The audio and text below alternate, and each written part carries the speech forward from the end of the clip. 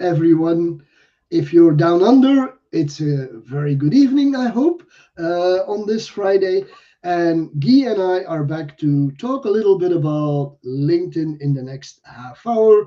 And we've decided that we're going to be doing or giving a subject a little more focus. And today we'll talk a little bit about networking. So, Guy, good morning. A very good morning, Mick, on this Friday, 1st of May. Yes, we're already a third of the year is gone by, I guess. We're getting older, Mick. We're getting older. Oh, no. We're getting smarter and wiser. Also. And today, 1st of May, so it's a public holiday for some countries. Yep, indeed. So Indeed. We'll see what happens if people will join or are laid back, enjoying their day off.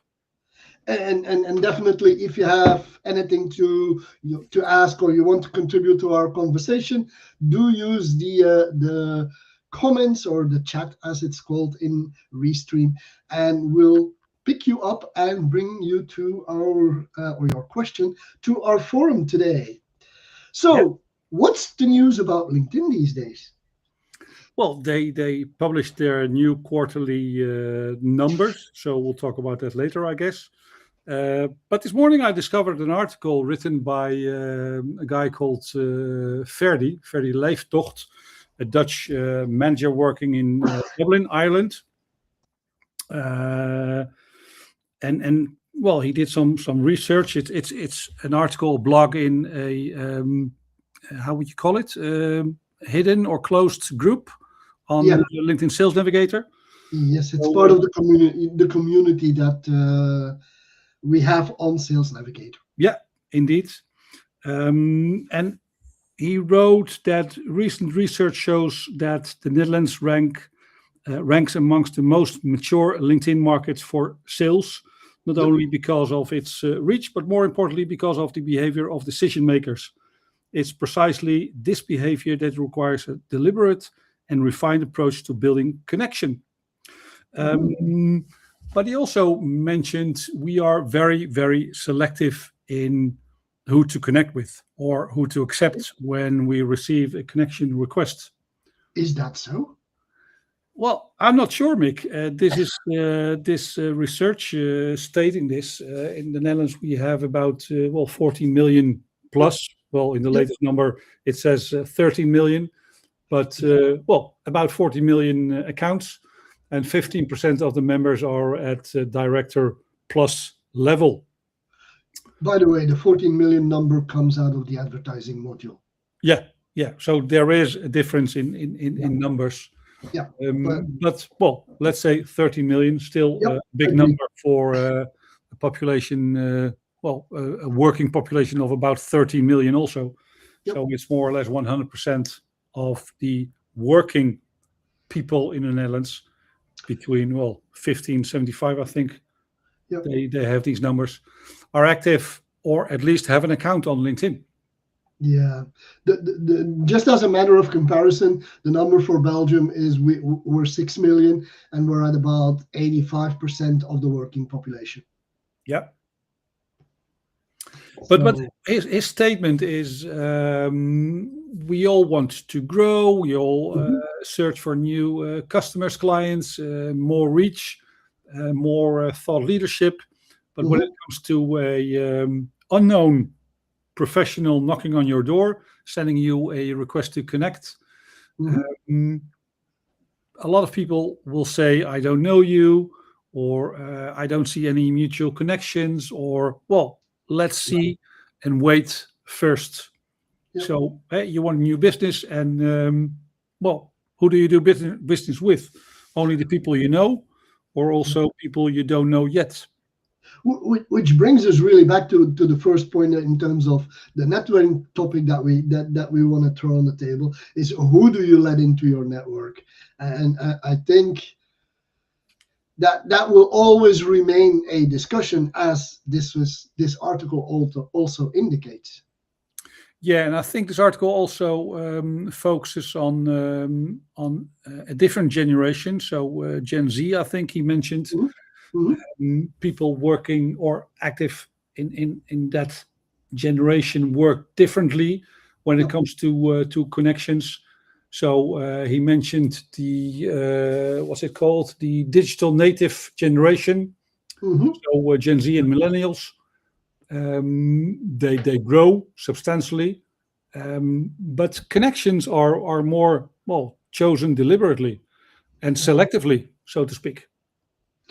I would have thought that would just have been different in the sense that this younger generation is more open and connects more freely without being too selective and building their networks. But I mean, see, there's different ways to look at this, right? I'm not sure, Mick. One of the numbers that is mentioned here in this blog, that only 90% of the decision makers made new connections in the past 30 days. So 90% of the decision makers Right. made new connections in the past 30 days. That's not a lot, Mick.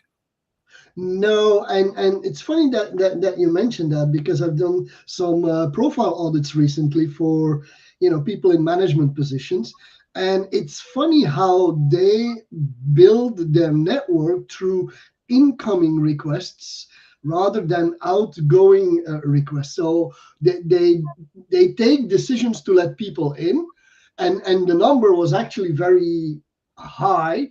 Well, I was looking at a number of 85 to 90% of incoming versus 15 to 10 to 15% outgoing. So they're not really as executives going out there and connecting, but they're receiving a lot of connection requests and then accepting or possibly ignoring and or denying these requests.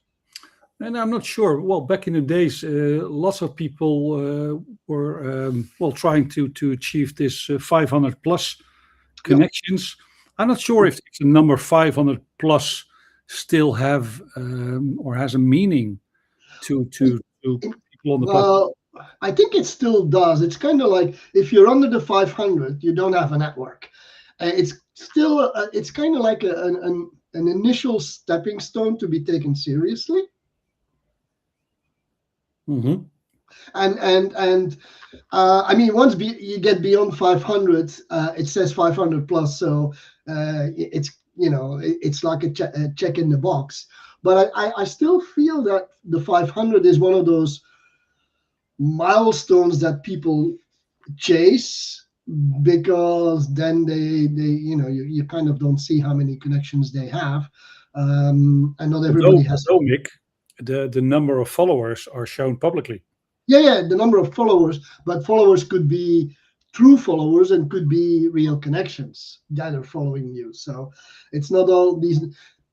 It oftentimes that number is pretty close to one another, but I mean, once you get into the bigger following numbers, that's probably not the case anymore.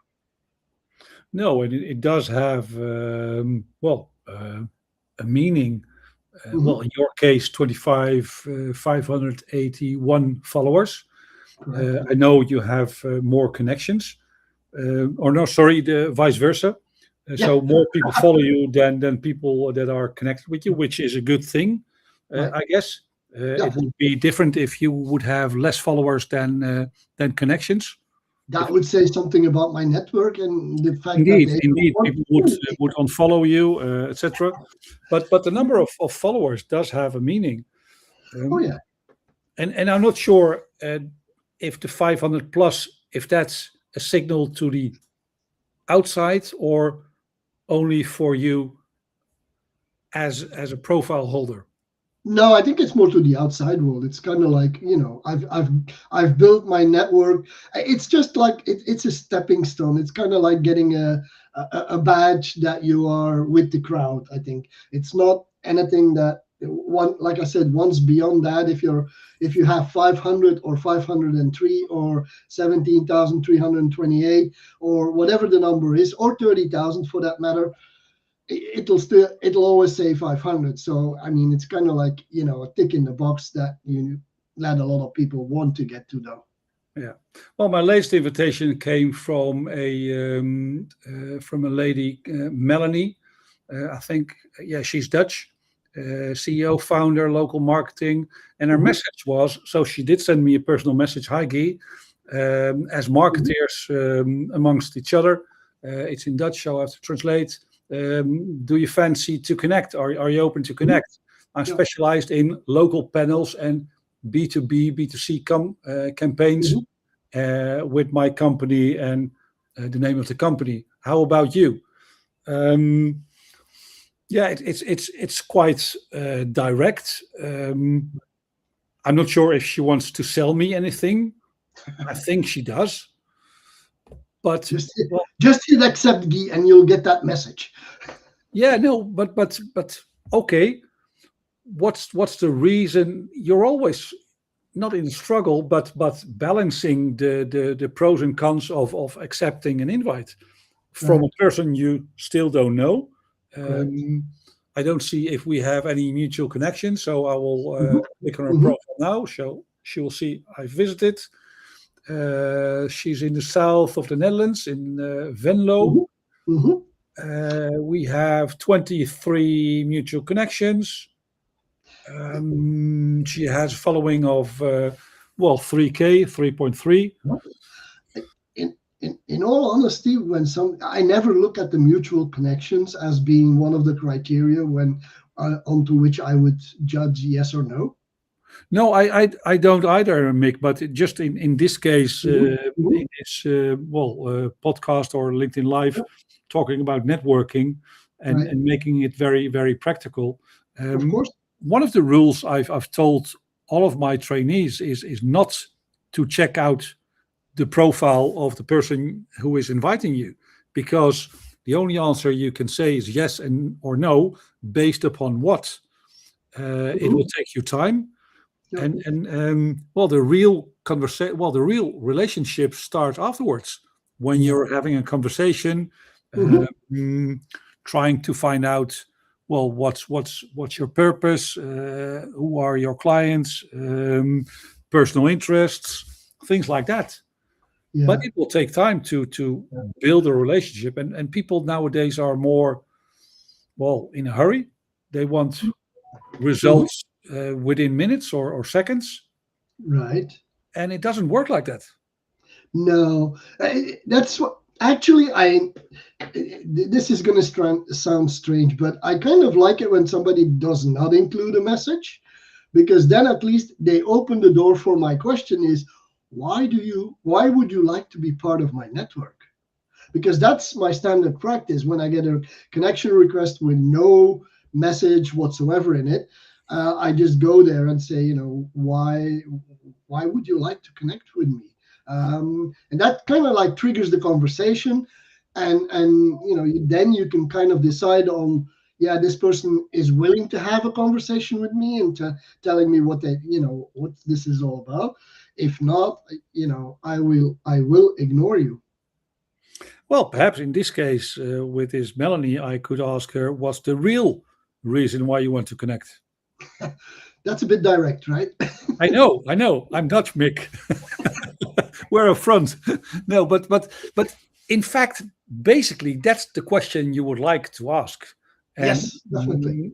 Not everyone would frame it like that, but basically, that's the question you really want to have an answer on. Yeah, definitely. Because, like I said, for me, having that first conversation, understanding where they're coming from, why they want to get into this relationship, because it's supposed to be a relationship. Those are important elements, and you don't want to lose all your time with people that are not going to react, that are not there unless they try and sell you, which if I get a pitch slap right after, connecting, you're going to get thrown out very quickly. Yeah. And I also received an invitation for an event, and it's written in Hungarian. Okay, my grandfather was Hungarian, but I don't speak the language. I can't read it. So randomly send out. I also received an invitation from a certain Milos Durovic, from Serbia or Croatia, that area, without any messages. And his headline says, turning your SAP data into real business decisions, S4 HANA transformation. So that's a language I don't understand. It's about IT, I guess. It's about so that's without a message. Right. I see we have 4 mutual connections, and only the first one is mentioned. So building up a network, Mick, isn't an easy job. No, and I think being selective, especially in these times when LinkedIn is also moving to an AI backbone, I think it makes more sense to be to be selective and possibly very selective, rather than to chase the 30K number or whatever the big number is that you want to achieve, with 30K being the maximum number of connections you can have. Yeah. And perhaps in the beginning, when you start, you are perhaps not that selective, and I think you should be selective also in the beginning. Definitely. Build a valuable network. Yeah. But it's tempting sometimes to accept. Yeah. And trying to find out what's behind the other door. Yep. But like I said, people are chasing that 500 number because, and once you get there, then kind of like, I think it gets easier to become selective. But like I said, the 500 is still a bit of a, like I said, it's like a badge that you get, that you're serious about LinkedIn. Which actually brings me back to another question for you. What should you have on your profile? Follow you or connect with you, and why? It all depends on the objectives. Okay. I mean, connecting with me would mean I'm first degree connections. Right. It has a different value than a person that is following you. True. I'm not sure what I would decide now, and it also depends, I guess, upon the phase you're in. Yep. I mean, if you have, let's say, just starting, it all starts with your first connection. Right. Well, you wouldn't say start following me, because you have no track record, you have nothing published yet. Yeah. I guess when in the beginning it makes sense. That once you get to a reasonable size network, then you can decide what your goal is. Do you want to share content? Because putting up following and never sharing content, I don't always see what the purpose is. True. Because people follow you for the content. If you want a closer connection, you go with the connect button. But if you don't post on LinkedIn, if you don't share content on LinkedIn, then I think following is probably the wrong action button on your profile. Yeah. And I'm not sure people are really reading all of that. I mean, people are scanning profiles, and it's the same. Well, we talked about the voice clip, Mick, in Birmingham during Uplift Live, and we have it, but who's listening to it? I don't know. We have no idea. And by the way, the voice clip is gone on my profile. I've recorded it over the last week a few times, saved it, and it doesn't show. It doesn't come back. It does show to me, Mick. Let's click on it. I'm not sure if we can hear it loudly. It's really weird that on mine it's gone. But you never know. Good that you tell me that you see it, because I don't see it on my personal profile for the moment that I have a voice clip. Did you hear it, Mick? Nope. I'll do it again. So here it comes.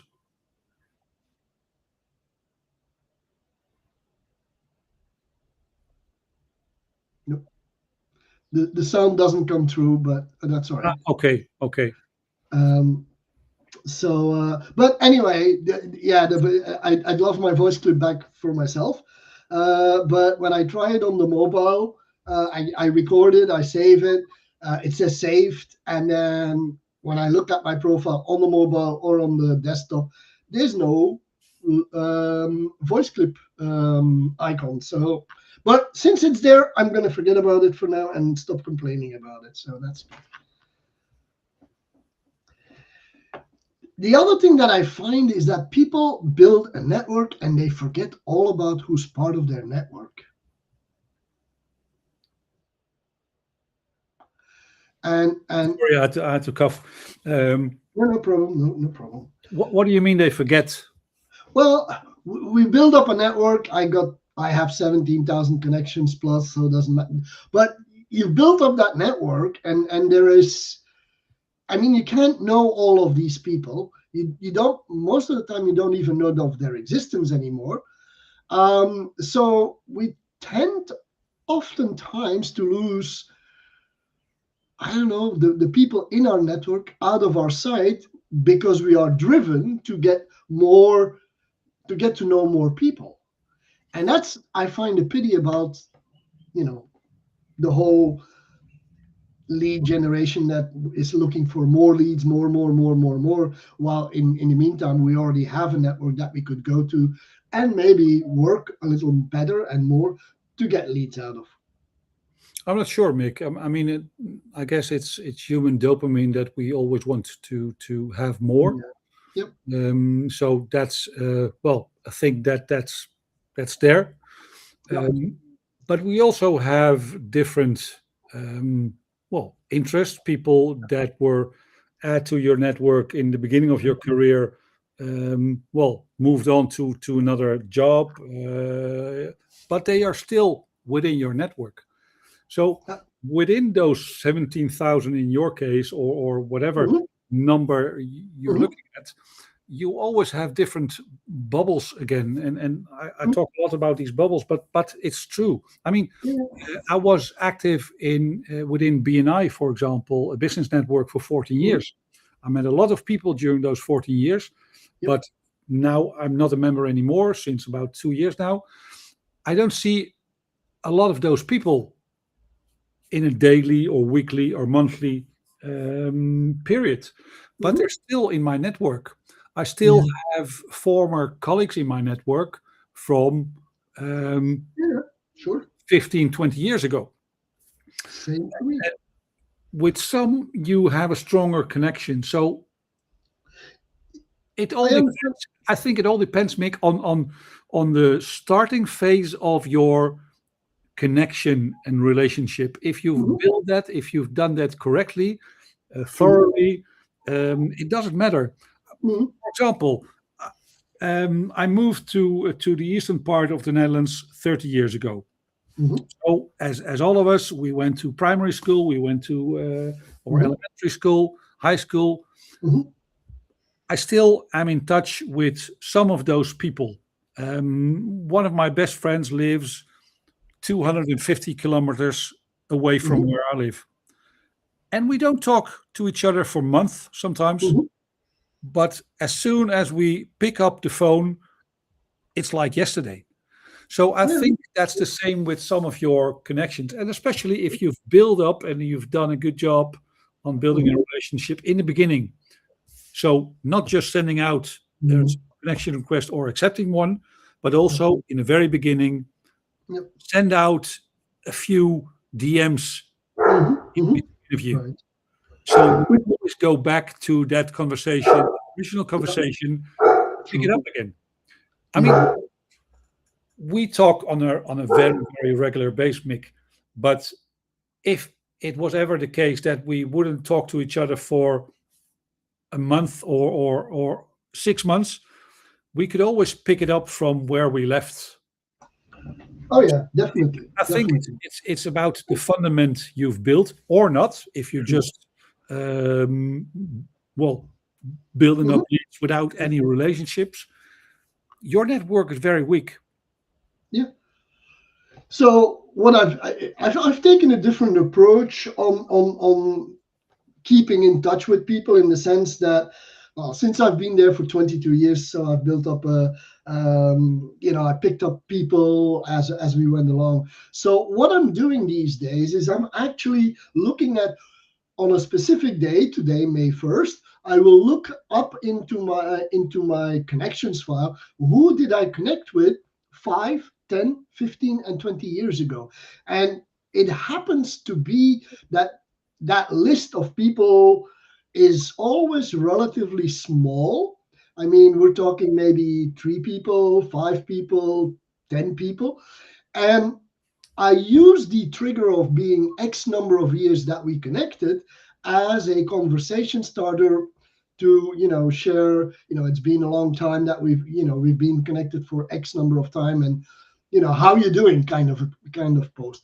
And it's amazing how people appreciate that, and how that comes back in terms of messaging, not for sales, but at least to warm up that relationship. And I found that for me, rather than doing birthdays and new jobs and all of that stuff, my anniversary connection date seems to be intriguing enough for people to come back to me.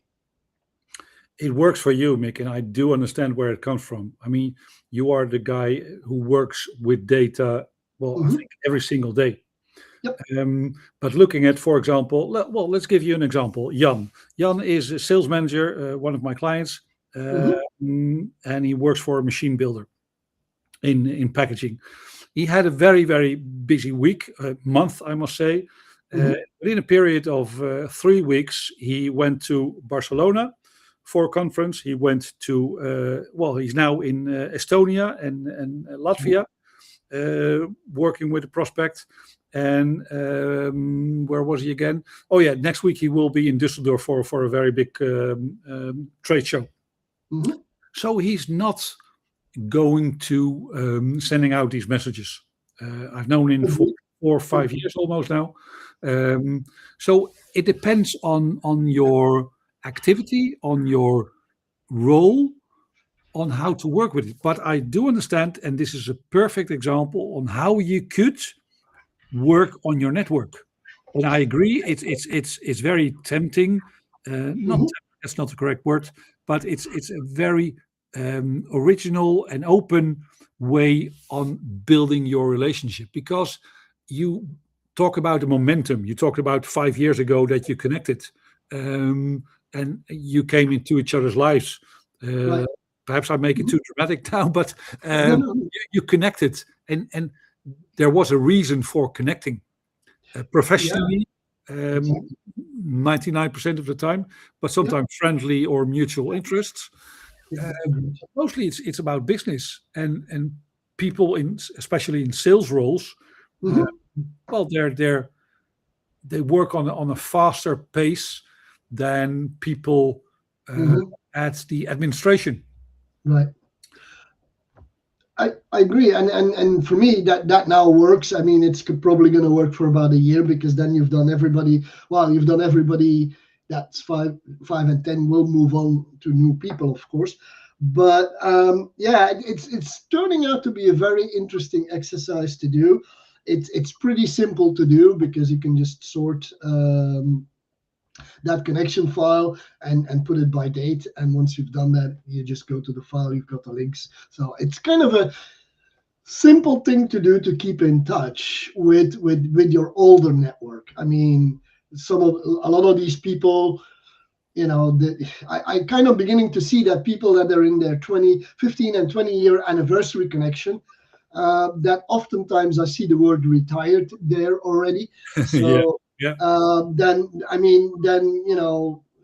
that business wise, you probably are not going to get any benefit from that, but at least you can say, how are you enjoying your retirement? And if they still go to LinkedIn, because that's the other thing, is that once people go into the retirement mode, then they kind of stop using LinkedIn on a regular basis.